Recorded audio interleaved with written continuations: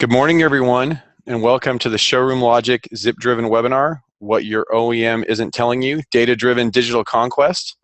This is the third in our Zip-Driven series, and my name is Rob Monson. I am the VP of Marketing here at Showroom Logic. First, some quick housekeeping notes. You'll all be muted, but we would like to get to your questions, so please funnel them through the chat tool of the webinar portal. We'll try to get to your questions at the end, and for those of you who don't get your questions answered, we'll follow up with you directly. Later on, we'll show you how to download a free digital conquest report for one of your dealership's models, and we encourage everybody to do this. You may think you know which models are taking your market share, but the answers may truly surprise you. So now I'd like to turn the time over to Patrick Bennett, our founder and chief product officer. Pat's going to lead today's presentation. So Pat, take it away. All right, thanks, Rob.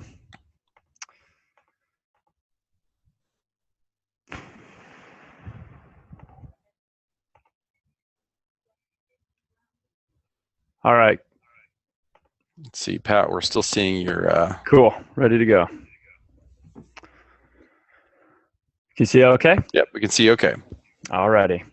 So thanks everyone for joining. Really excited to walk you through this topic today.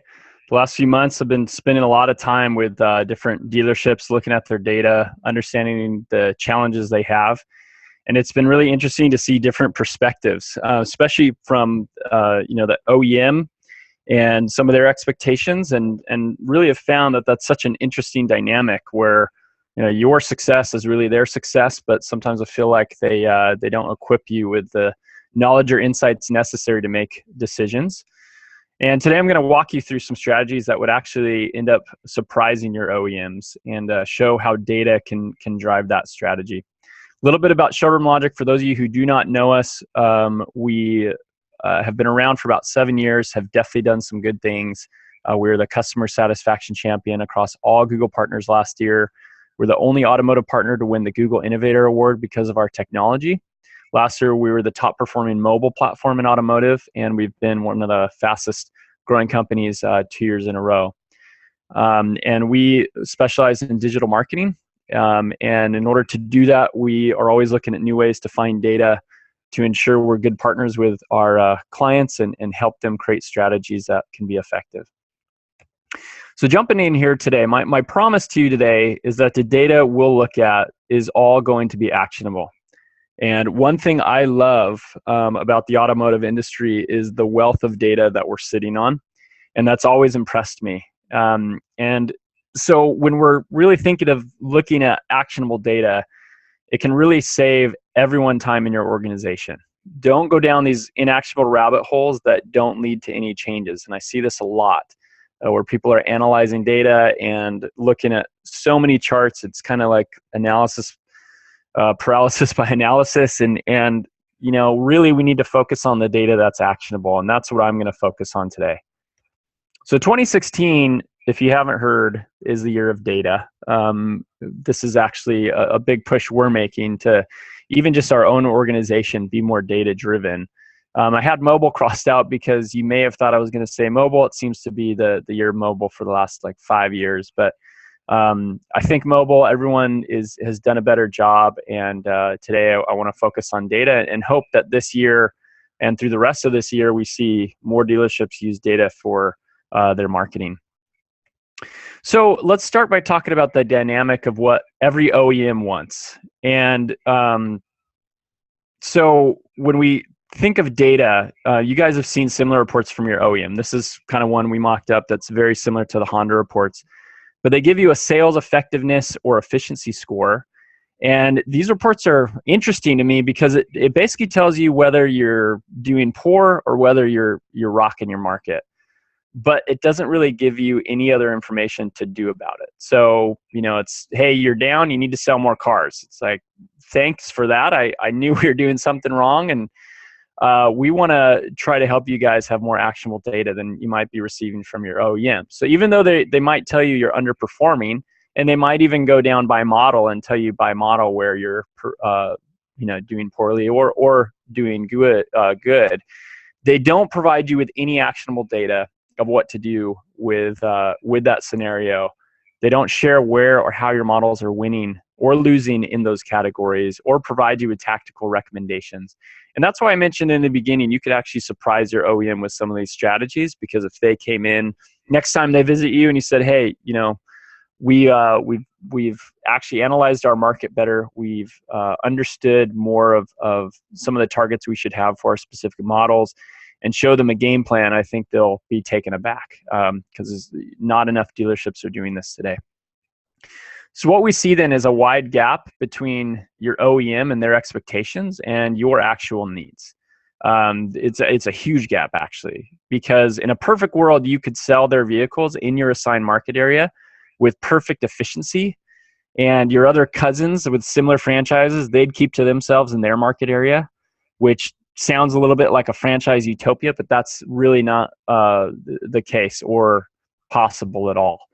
And really, the OEM, they want to keep fights outside the family. They'd rather see you try to find ways to gain market share by not conquesting your competitor of a similar make. On the other side of town, they want to see you, conquest the other brands. And I'll be talking today why that strategy actually can be effective, as long as you're letting data drive that decision making. So as I've talked to a lot of dealers about these concepts over the last few months, what I've been hearing is some dealers believe that conquesting is really the OEM's responsibility. And while I think that might be true on a national scale, what we found is that when it comes down to the local level, the vehicles that should be conquested actually vary by market. And so if we kind of rely on the OEM to do all the conquesting for us, we'll be losing out on no-brainer opportunities that local data can show you. So I was talking about the importance of markets, and one is the OEM market that they define for you. And for many times, like with this dealership, we find that could be between 60 and 80% of your sales. But then there's a much broader market outside of that, your addressable market, which is going to cover more area, but will definitely make up 30 to 40% of your sales. And as I mentioned before, in a utopian world, you'd only sell in your market here.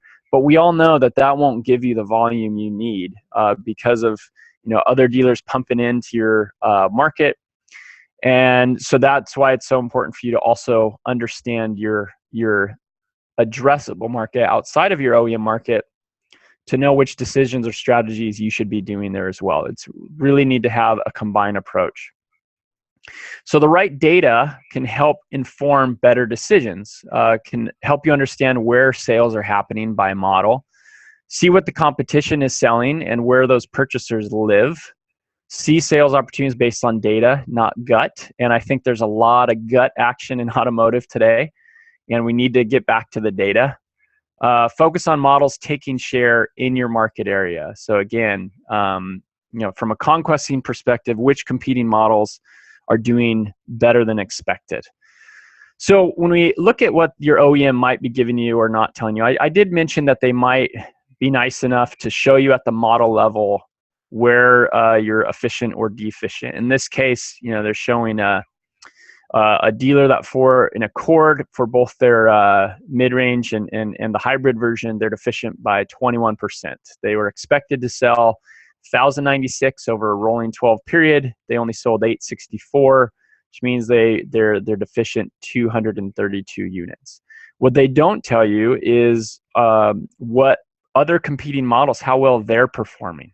And I'm going to get to that in a second, of how we can actually get that data. So there's some scrutiny against this method. What they do is they take the state share and then they apply that at your market area. And expect that the share of sales for Honda Accord at the state level would sustain itself within your market. Whether that's the best way or not, that's the reality. That's what OEMs are using. So we can actually use that same data and method to find opportunities, which I'll show you in a second. But before I do that, I want to make sure we all agree on one thing. And that's today's consumer is not brand loyal. And sorry if that's a spoiler alert. I know this is might be a pretty broad claim. How can I say this? Well, there's been many recent studies shown, and I'll get into the data. Again, we're using data today. But we do know that loyalty does vary by brand. So some of those top brands, which you guys might be thinking of, is Subaru, Ford, Mercedes, but even those have less than 50% brand loyalty based on, depending on the study you look at. So let's take a look at the study our friends at Google did combined with Polk last year, and let that kind of drive my claim here that today's consumer is not brand loyal. So what they found, and this is a automotive shopper path to purchase report they did. They surveyed thousands of people, and they looked at what car they owned before and then what they ended up buying. And they found that about 87% of people ended up switching brands when it came time to buy a new car. If we break that down further, about 71% switch brands, 12% stayed with the same brand, were brand loyal, and 17% were actually first-time buyers. That means if we combined the 17 first-time buyers and switch brands, that gets us about that 87, 88% we're looking at on the previous slide, meaning the vast majority of people are open to influence when they're looking to buy their next car. They are not stuck on buying the same model or make that they currently own. And that's the key here. So if we were to look at a buyer's path to purchase, unfortunately, it is not this simple. And if this is how you think it works, it's definitely much more complex. It's not a matter of them seeing a commercial for a different vehicle, going on the internet, finding the nearest dealer, walking in and buying a car. It's much more complex to that. And the great thing about the study Google did is they actually looked at specific search paths that led to brand discovery. So this path is actual search queries that various people performed in this study, where we see them starting out with something like Toyota Yaris and ending up down here on Subaru and Honda. This is the order at which they search different vehicles. It's amazing to see that they actually showed interest in 8 different brands and 6 specific models when they were cross-shopping. So the journey people take and consumers are taking today is extremely complex. But if we were to target only the people that were searching for the model that we have or the make that we have as a dealer, you're missing out on all these other opportunities, because this buyer is showing that they are open to influence. They're open to suggestion. They want to understand how these models stack up against each other. And if you can come into that conversation with the right message, then you can have influence. So when we look at the actual activity they're performing on search, we see that 79% of all their search activity, they have an open mind. They're open to brand comparison. And the way they came to that number is that when they looked at all the different queries people were doing, they found only 21% of that was the same brand they ended up purchasing. So 21% of people who ended up buying a car, all that research was sticking on the same brand. But then 29% of the queries were around segments. So people searching things like new trucks for sale or 2016 minivans. If someone is searching for a segment search, a body style search, that means they are still open to influence. They have not yet decided on the make and model. And that is a time that would make a lot of sense as a dealer to try and target them. The other 50% is when they're actually changing their mind. They're switching from one brand to another, one model to another model. That's the vast majority of how people are searching today. So from a volume perspective, if you're only targeting the people who are searching your brand, that is going to be a much smaller portion of people than if you were opening up your targeting to segment and competitor searches as well. So this starts to lead us to this concept of digital conquesting. And I'm going to talk about what this actually means when I'm saying that and the various places that we could actually perform digital conquesting. So first, I want to make sure we can all agree that to run a successful campaign, whether conquesting or not, but a successful digital marketing campaign, you need 3 things. You need targeting, message, and budget. And not just targeting, message, and budget, but the right targeting, the right message, and the right budget. So for targeting, what locations, behaviors, demographics, etc., are you going to target to ensure your exposure is in the right places. And then messaging, if you're going to enter into the conversation, what are you going to say that's going to be meaningful to that consumer? And budget, if you aren't willing to pay to play, might as well pack your bags and head home and let other dealers conquest you. So let's talk about these. For one, if we don't have these strategies, it becomes a shotgun approach. We've been using this term a lot, but it's something we feel very strong about.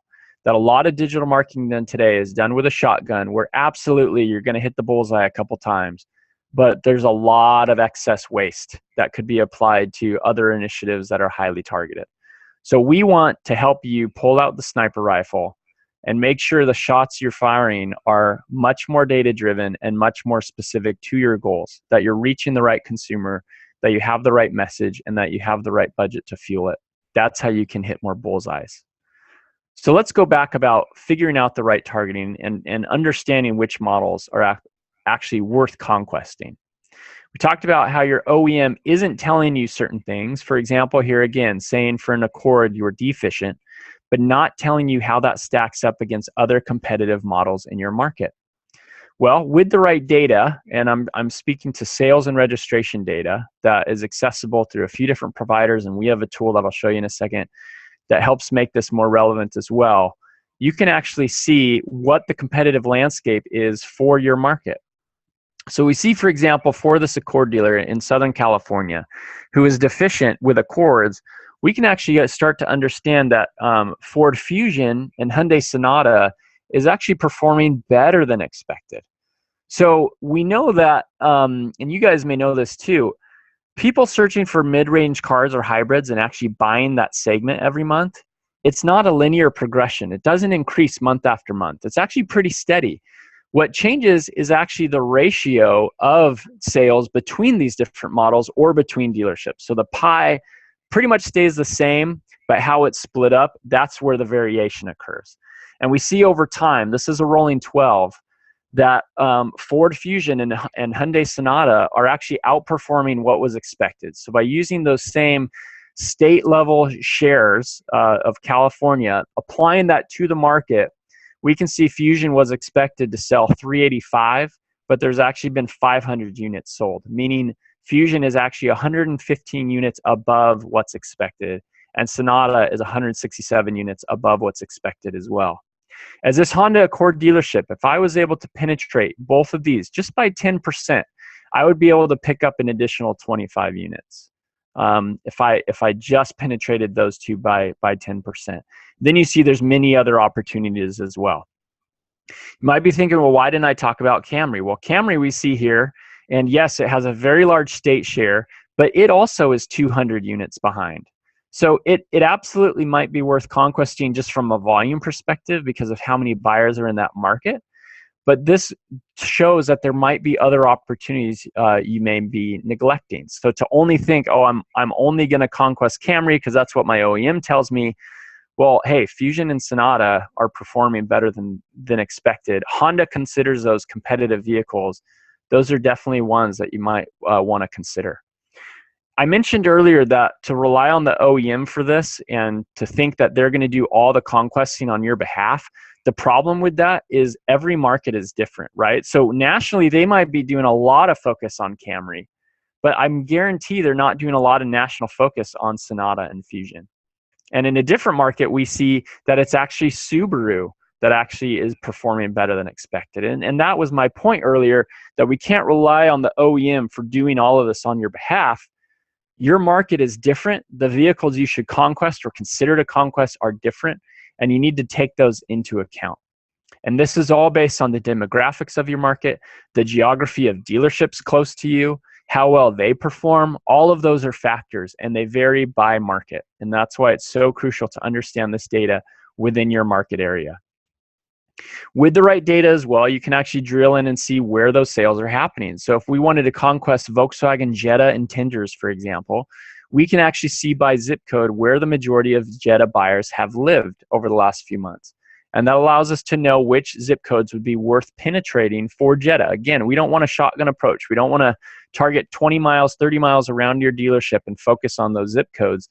Jetta buyers are going to be clustered in different zip codes based on where the Jetta dealership is, based on their demographic, how much money they make, all those things. So we want to find those locations and ensure your budget is being spent to target those opportunities before we try to cast too wide of a net. Your marketing dollars are valuable. You don't have unlimited funds. This is a way we can be smarter when we're targeting these conquest opportunities. And I mentioned how the distance of dealerships can throw these numbers off. We see that, for example, this closest dealership to the dealer I'm profiling, the closest Volkswagen dealership is 13 miles away from him. Yet, as I showed, he is losing volume in his market to Jetta intenders. Right now, they're having to drive 13 miles. Being able to penetrate where they live, close to home, and giving them a message that makes sense to them, showing them there's a Honda dealership with a comparable model down the street, that's where you want to be and is worth having that conversation. So I've covered targeting. I've covered figuring out which models are worth targeting and then actually figuring out down to the zip code level, because with digital, it allows you to get down that far, what you should be doing. The next is creating the right message. And this is probably the one I see dealerships not taking enough time on, or even worse, not aligning their messages across all platforms. They might have a great message that's being offered on TV and radio, but you won't find it on any of their digital marketing assets. We need to align strategy or marketing messaging across all networks, because you're going to hit that consumer many times. You're going to hit them in many different places. So we need to ensure you have a consistent message for them, since they have such a complex journey, as I talked about. So you'd never go into battle without a plan. Make sure you have the right message, because if you're going to spend this money and target someone, you need to make sure you have the message. You're basically trying to cut in with this consumer at a dance, and they're going to want to know pretty quick what you have to offer. So I want to show you some examples of this. I talked about that Jetta, for example. And when we looked at what the dealership was currently offering, this was a few weeks ago around Memorial Day, we saw that they were leading very heavy with a price discount around MSRP, and also found that they had a very aggressive lease. So if I'm trying to get in front of a Jetta intender and I'm selling Honda Accord and I'm not leading with a similar message, that's where I'm going to start falling into problems. You have to think about how your message is going to stack up. So for this consumer who's seen a Honda Accord display ad or a message talking only about the starting price, and they see a Jetta over here that has a crazy 0% financing, has a big discount off MSRP, and has a very aggressive lease offer. If I'm a consumer and I'm considering these, and I see that this dealership isn't in sniffing distance to what this other dealership is offering, that's going to be very difficult for me as a consumer to consider Accord. Now, I know with a little time, if this dealership took a little time, I'm sure they could come up with similar offers. I'm not saying make it a price war. I'm just saying if they're leading very heavy with lease, figure out an aggressive lease that you can have on your Accord. If they're focusing very heavily on MSRP, find a way that you can also show a discount off of MSRP. And you're probably thinking in your head, man, this takes way too much time. Why would I take the time to do this? Again, this is what the smarter dealerships are doing today. They're taking the time to strategize, to make sure their messaging is solid. You do this already for TV and radio. Make sure you're taking the time to do it for digital as well. Now, what I would not say is to try to create a conquest strategy for every single model. That's definitely not my message today. But I know you have 3 or 4 core models that you want to focus on, and you want to broaden your reach.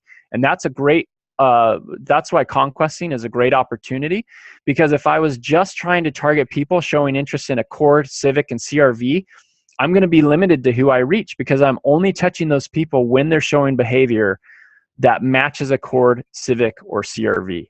However, if I'm able to touch them when they're focusing on other vehicles as well that are in a competitive segment that they're considering while they're going down that buyer path, I've now increased my reach by 9x in this example, where I'm reaching a much broader audience, or I'm hitting the same people multiple times than I would be if I was just focusing on my core models. So our message today is pick the 2, 3, 4 core models that you need to focus more aggressively on, the ones that you're deficient on, the ones that you're losing share to. And then within those models, find those conquest opportunities specific to your market, and then make sure that's what you're running. Start there before you try to do some crazy conquest campaign. So I know you can take the time to create messaging around 2 or 3 models, and make sure it's compelling against the models you're conquesting.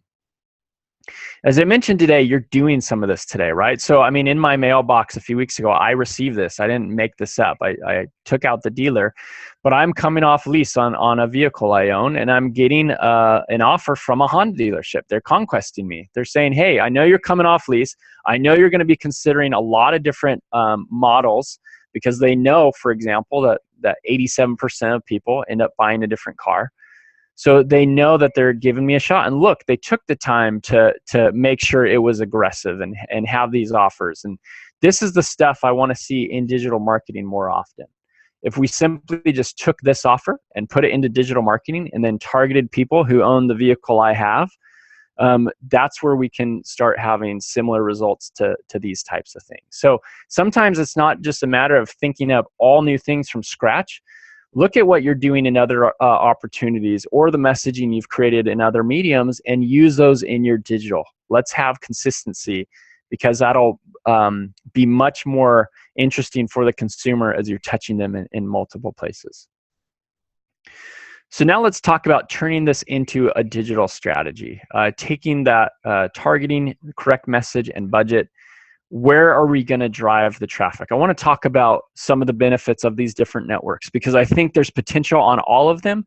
I want to make sure you have the right expectations with all of them. So even though we're a Google Premier partner, and you'd probably expect me to say Google, Google, Google, I'm actually not going to say that Google is the best place to do conquesting. I'm not saying it's not effective, but I want to point out some certain things that you should be aware of if you're going to turn on these model-specific conquest strategies. For one, from a volume perspective, Google cannot be beat. It is absolutely the largest automotive network as far as people typing in terms and showing intent. It is the single biggest place from a volume perspective of where buyers go. The great thing about Google is you can do keyword-based targeting. So for someone searching for Hyundai Sonata, they've just shown Google that that's where their interest is. If I'm a Chevy dealership and I have an Impala, I can conquest people searching for Sonatas. And you can see my little message I came up with here: get an Impala for less money with more features. Obviously, I could have a more compelling offer. But you can definitely conquest people showing intent for cross models. What you want to understand, though, with AdWords is it's highly, highly competitive. And quality score adds complexity. Google wants the most relevant searches or ads to be showing up. And the issue is when someone is searching for Sonata and I'm showing an Impala ad, that isn't as relevant as someone searching or as if I had a Sonata for sale. And Google knows that. And that's why if you are going to do something like this on Google, where quality score is a huge driver, you do want to ensure the page you drive them on would have some type of Sonata content. That'll tell Google that there is some relevancy there, even if you have Impala content as well. And I see dealers starting to create these comparison pages or these offer pages. That's definitely a good way to go. If you're going to send people to VDP, SRP from Google, just be aware it could create a quality score hit, which is why I put here, expect to spend 2.5 times on average CPC. So if you have the budget and you can spend 2.5x of what you're spending on core, it can be a good place to conquest. Now, what I will say is if you want to start with conquesting on Google, the way to do this, and we do this for many of our clients today, is focus on segment query coverage. What I mean by that is when people come to Google and type in 2016 minivans or type in new trucks for sale, that is a conquest intender because they have not yet decided on model. And you can absolutely have relevancy for a body style. You can drive them to all your trucks in stock, and you can have a really decent quality score and also not pay a more expensive rate for those queries. So a great place to start with Google is focusing on your segment queries. People typing in body styles like sedan, minivan, trucks, things like that. That is a great place to be. We see great results. Now let's talk about Bing. I'm not going to repeat a lot of the things I just said for Google because it's very similar, where you have a quality score driven auction. You can get a disadvantage for trying to bid on models that you don't have a lot of good content on, but it does still allow keyword-based targeting. Bing actually has more mature buyers, so 72% of them are over 35 years old. 50% of them have a household income of over 75K. Bing is a great place to do marketing. Just again, I want to ensure that if you are going to do Conquest-specific models, that you are ready to pay a little bit more. But you should see lower cost per leads than Google, and we see that very often.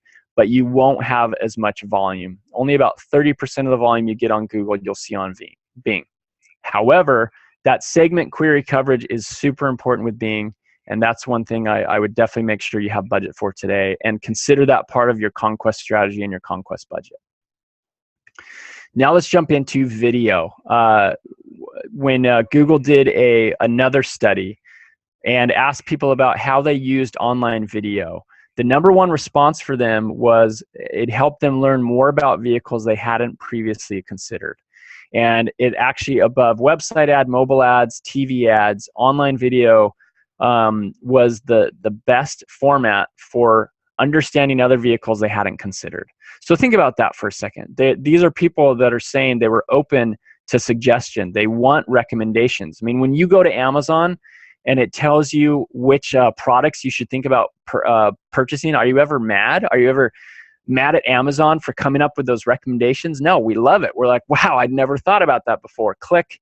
And that can be very similar with having good messaging with video. If someone's going to watch an ad about an Impala and you show them a compelling ad about a Sonata and how it compares, that no one is going to be upset with that.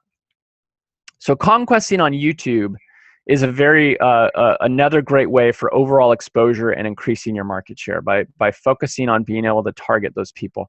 There's a lot of Conquest videos out there today that compare vehicles. A lot of the guys doing it are sites like AutoGuide or Edmunds or other places where they're creating this good content. There's no reason why a dealership can't create similar content as well.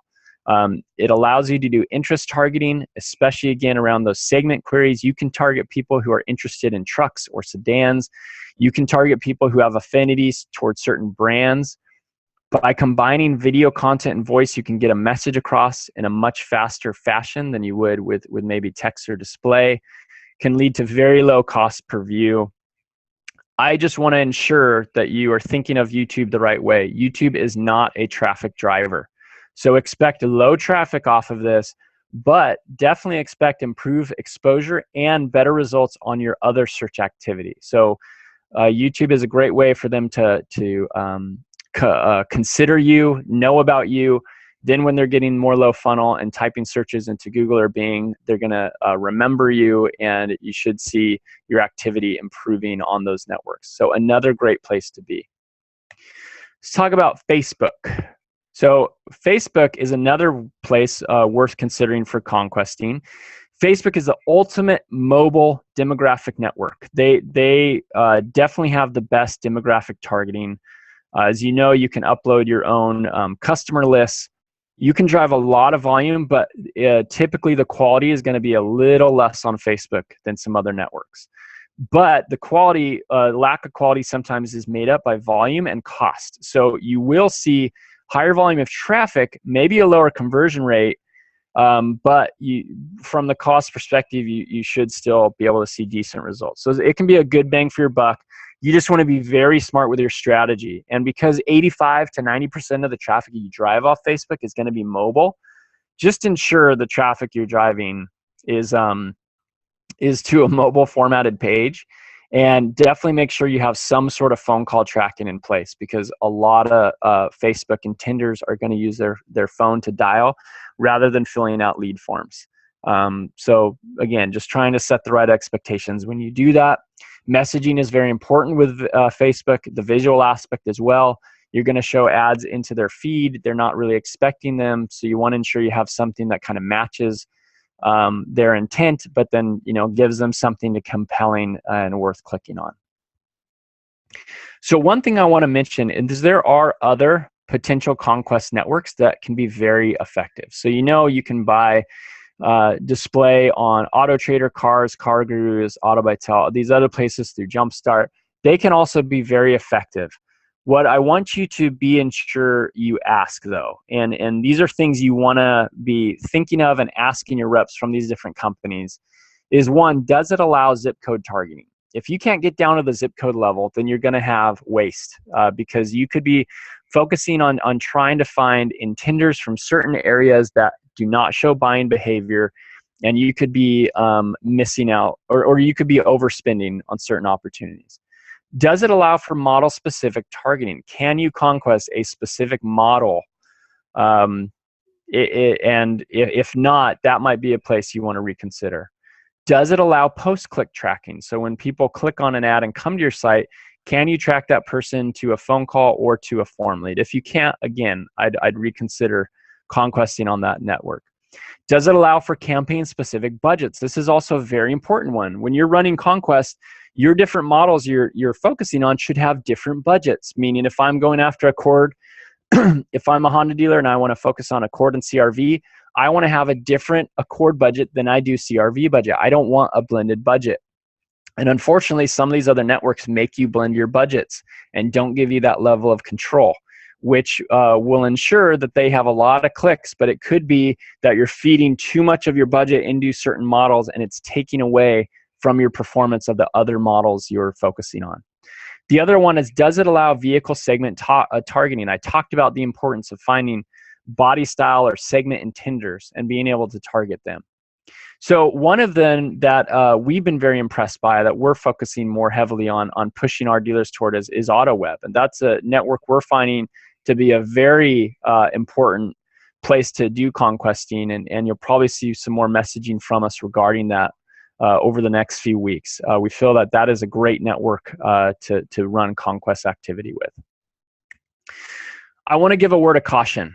Okay, so any of these places you're considering to do conquesting, I'm going to say a few things you may at first think are tricky, or you may not agree with, but I want to help convince you of these things.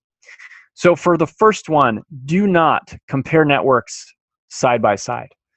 Each network has its benefits, and you need to be on more than one. You can't just do conquesting on Google, can't just do Bing, can't just do Facebook.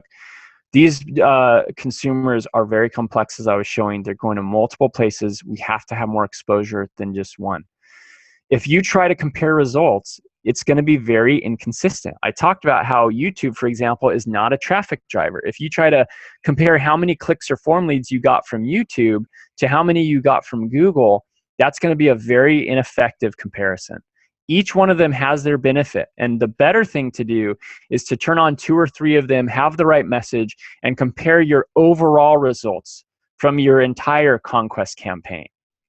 And then you can dive in deeper if you feel like things aren't working, or tweak. Your messaging should be similar across all of them, and you should be hitting these people multiple times. So to take one network and to compare it to another network and expect apples to apples comparison, you're going to run into problems there. My next one, calculate cost per sale by network. Again, not an effective way to understand strategy. If you try, again, to understand cost per sale by YouTube, you're going to fail, and it's going to make things look bad. What you want to look at is overall lift, right? So you turn on a conquest strategy the beginning of the month. You want to let it run for 60 days. See what overall lift or impact it has at your dealership. Do not try to say, you know what, YouTube didn't drive me any sales. There's no way of tracking that and trying to understand that, especially since YouTube is not meant to drive clicks. It's meant to drive overall exposure. So you want to look at other triggers and indicators of whether that's working than trying to cost per sale by individual network. The truth is, that same consumer you're going to touch on Google, you're going to touch on Facebook, you're going to touch on AutoWeb. So again, you're hitting the person multiple times. Why try to give one network all of the award for bringing that sale in? My next one: do not change it up too fast. I see dealers too often throwing a strategy out there in 2 weeks, cutting it off or trying to change it up. we all know the data out there. Consumers take 30 to 60 days to buy. It's coming down, yes. But if we don't let our ads run for a specific strategy across the entire cycle that someone is using before they buy a car, we're going to run into problems. So really, when we help our clients turn on these strategies, we want you to wait at least 60 to 90 days before you decide whether it's working or not. Marketing is all about testing, guys. You test stuff all the time. You test a radio ad, you test a mailer. You don't always know it's going to work. But if you use data to help drive your strategy, you give it enough time, you're going to have a very good indication of whether it's working or not. Much better than if you just throw things out there and try to switch them up too often.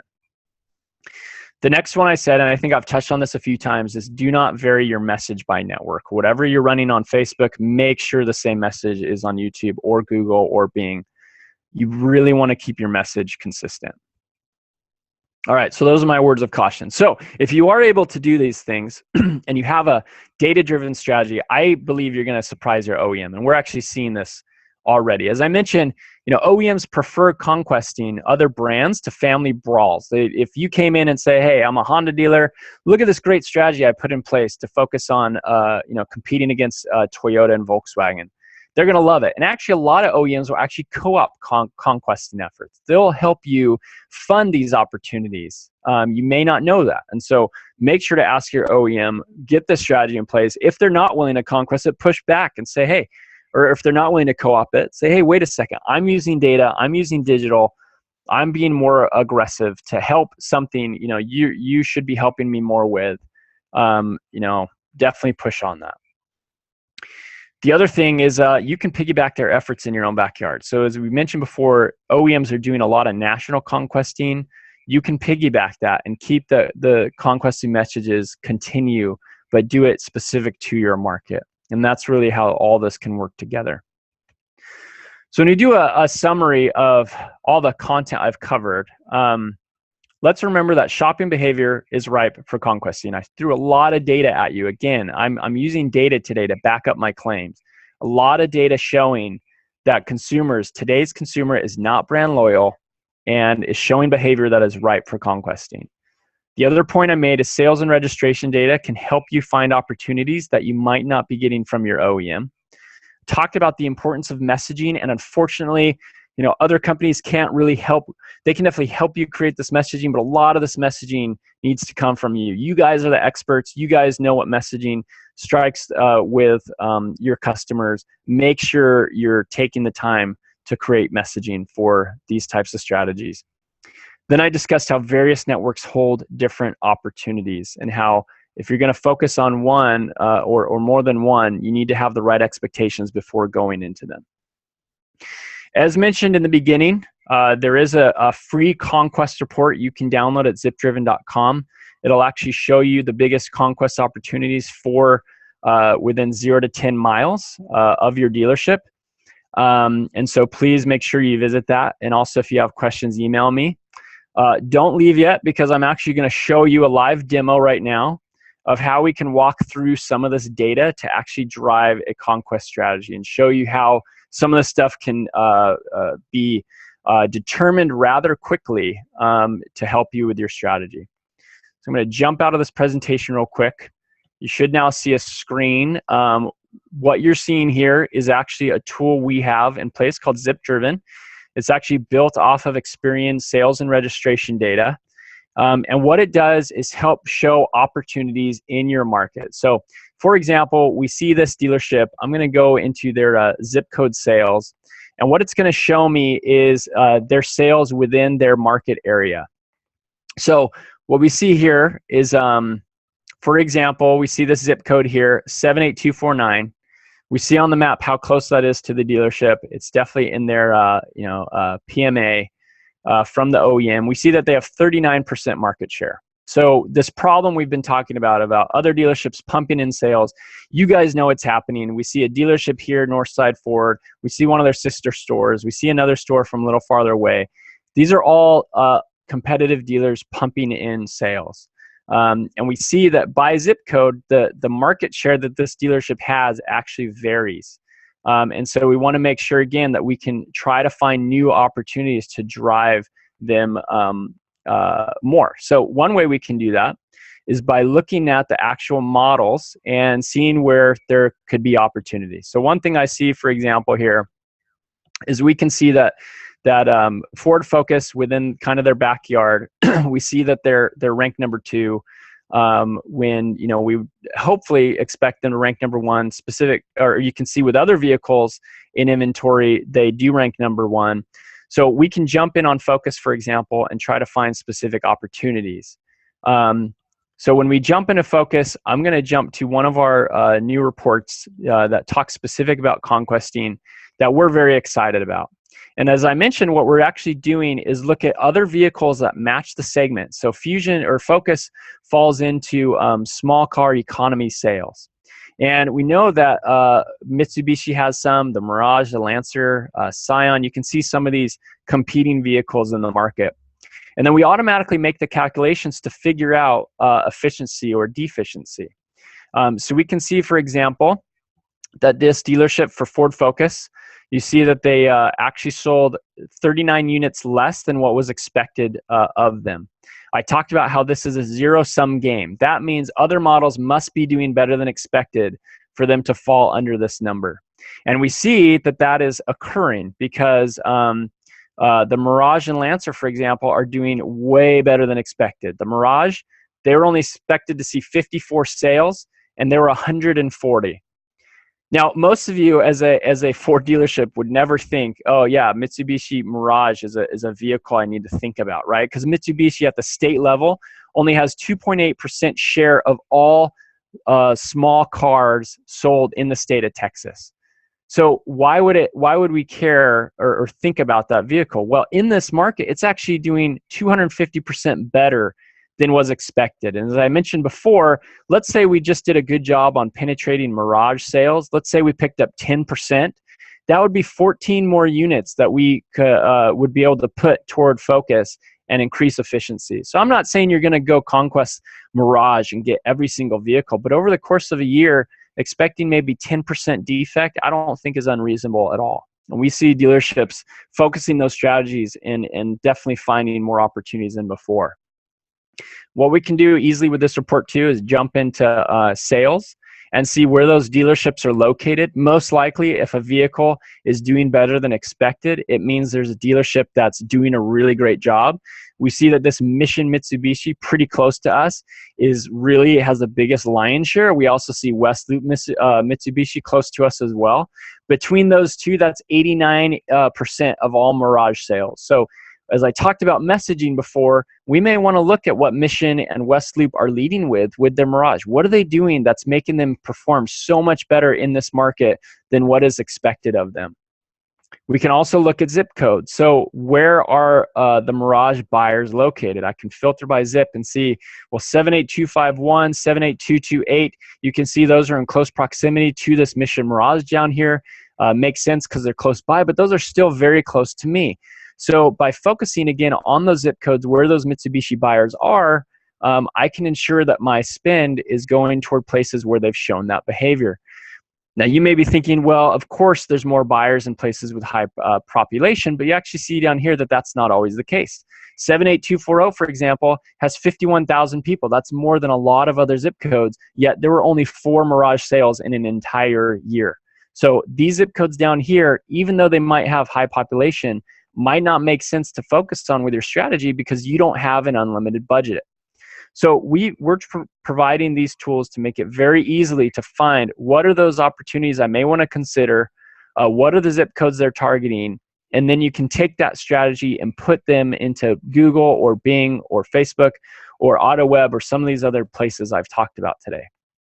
So I just wanted to illustrate with you that with the right tools, with the right data, it's not difficult to come up with these strategies and at least have a conversation within your dealership to understand the dynamic of your market and to find those opportunities. So with the remaining time, got about 11 minutes left. I want to open it up to questions, kick it back over to you, Rob, and hopefully answer anything you guys might have today. I did want to mention real quick, again, you can go to zipdriven.com to download your free report. Very easy up here. You can put in your zip code, find your dealership, and you can get a free report for a model of your choosing to understand, again, the dynamic of your market. Thanks, Pat. We did get a few questions in, and we'll get to them in just a second. Please submit any more questions through the chat tool in the webinar. And as Pat mentioned, we do have a free report available for you. I did drop a free report link into the webinar chat. We encourage everybody to do this. You see some really, really incredible information in ZipDriven, and actually allows you to see how all the reports and functionality work in ZipDriven for one of your models. So please go get your free report. First question is there a Canadian version of ZipDriven?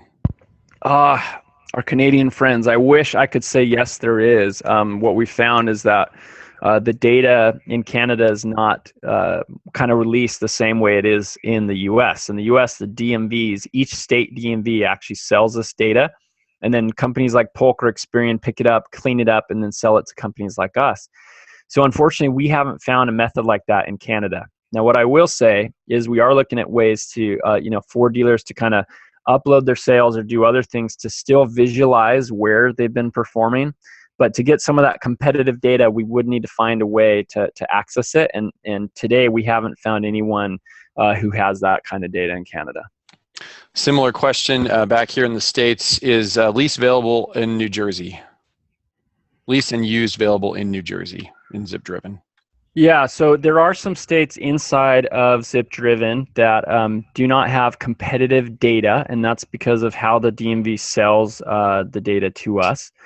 However, I will say the conquesting strategies I've been talking about today work inside any state, because what we're looking at is the overall brand influence within certain zip codes, and we can see the amount of sales happening as along with lease data, in order to still get a really good picture of the market and which vehicles are outperforming other vehicles. Now, you won't be able to drill in and see which competitors are driving those, but a lot of times, you'd know that just by looking at your market. So it's still very possible with ZipDriven and effective to create a conquest strategy, even in states where you might not have the competitive information. Another question, since this data is a couple months old, couldn't higher sales for one make model be attributed to an aggressive ad campaign for that time period? And if so, would conquesting that same make and model a couple of months later still make sense? That's a really great question. And what we say for that, because we don't like anomalies like that, when you're creating your conquest strategy, you want to look back at a larger data set. So I would recommend 3 to 6 months at the least to really understand over a longer period of time which models have outperformed others. I wouldn't recommend looking at 30 days ago, 60 days ago only, because for that reason, you might be looking at truck month, for example, where trucks are going to sell really well in an area, especially Fords, because they do so well in that month. So we recommend looking at the data over a longer period of times, and that's why within our tool, it is easy to change the date range and be able to look at the data over a longer period of time. We did have a question about the availability of the webinar. Yes, there will be a copy of this webinar made available at the end, and I'll provide some more info on that at the end of the presentation. And our friend Chris from New Jersey, he asked another question about ZipDriven data. And yes, Chris will be in contact with you individually after the webinar.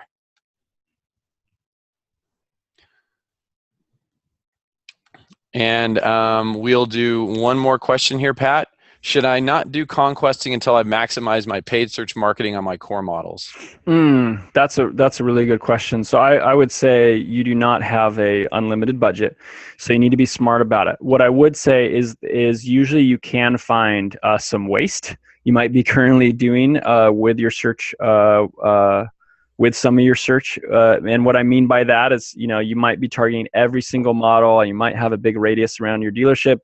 There's ways to get smarter with your core models so that you can free up some budget for conquesting.